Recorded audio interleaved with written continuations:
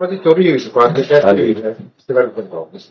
ये जी हमारे पास ना 2 कारीगर काम करते थे, मतलब लगभग 1.5-1 साल से काम कर रहे हैं। तो एक कारीगर के ना थोड़ा हिसाब पर्ची में थोड़ा ना फर्क पाया। तो उस दिन 11 तारीख की शाम को मैंने उसको बोला, जो हो गया भाई, सुबह सुबह देखेंगे, इसके बारे में देखेंगे क्या हुआ है क्या नहीं हुआ, क्या गड़बड़ हुई है। तो मैं ना ऊपर भी गया उसको समझाने रात को, भाई कोई बात नहीं, जो होना था सो हो गया, सुबह बताएंगे तेरे को भाई, भी क्या गलती निकली है, एक बार दोबारा रिकॉर्डिंग देखेंगे भी क्या कि कोई और फॉल्ट तो नहीं है इसमें। तो मैं वहां से चला गया रात को। और फिर उस रात को ये हमने मतलब सुबह मेरे को फोन आया, मेरे को अननोन नंबर से। तो मेरे को कहता है कि भाई साहब मैं सोना ना वहां रखा आया हूँ, दूसरे बंगाली को दे आया हूँ, तो वो सोना ना उससे लिख लेना आप, मेरा जरा उसको दे आया हूँ। फिर मैंने फिर फोन करा दूसरे बंगाली को, उसका फोन बंद जा रहा था। उसका फोन बंद जाने के बाद फिर मैंने करा अपने कारीगर को फोन, रवि है मेरा कारीगर नीचे, मैंने उसको फोन करा। तो वो उसने फिर ऊपर गया जहाँ पे वो बंगाली काम करते थे, ऊपर गया, वहां भी ताला लगा था। फिर मैं वहां से घर से निकला, दुकान पे आया, ताला लगा हुआ था। फिर हमने उसका ताला तोड़ा, हमने सोचा भाग गया बंगाली, तो देखे क्या सामान छोड़ गया कि नहीं।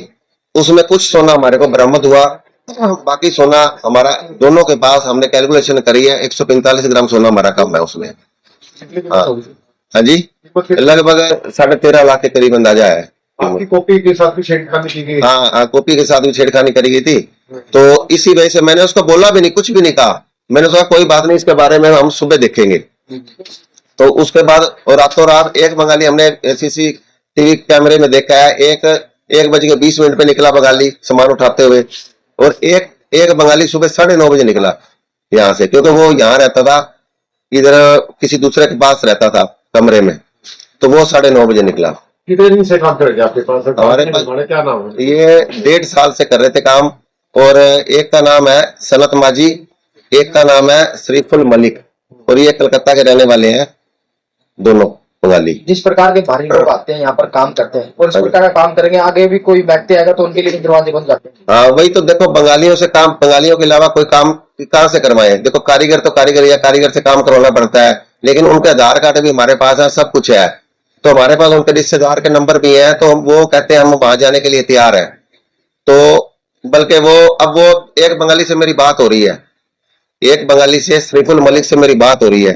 वो कह रहा है मेरे को फंसाया जा रहा है, उसने मुझे ये बोला कि मेरे को फंसाया जा रहा है, तो मैं यहाँ वापिस आऊंगा।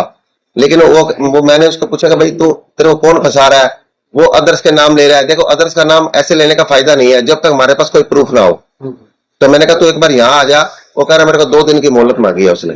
नहीं कोई दुकानदार है या कारीगर है जो थोड़ा सा आपको बताया उसने कारीगर ने? मैंने उसी ने बताया मुझे, खुद मेरी बात हुई है उस बंगाली से जो भागा है यहाँ से।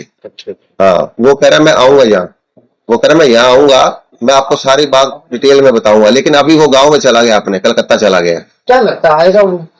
देखो कुछ कहा नहीं जा सकता, ये तो पुलिस इन्वेस्टिगेशन कर रही है, उसके ऊपर यह है कि अगर वो पकड़ा गया कहीं ना कहीं से तो फिर तो फिर सच्चाई उगलेगा ही, नहीं तो फिर देखते हैं क्या होता है पुलिस के। जिस हिसाब से ये चोरी की गई और काफी के साथ भी छेड़खानी, बहुत लंबा प्लान था, बहुत लंबा प्लान था, मतलब बहुत बड़ी साजिश रची गई है। आपका नाम? रमेश वर्मा।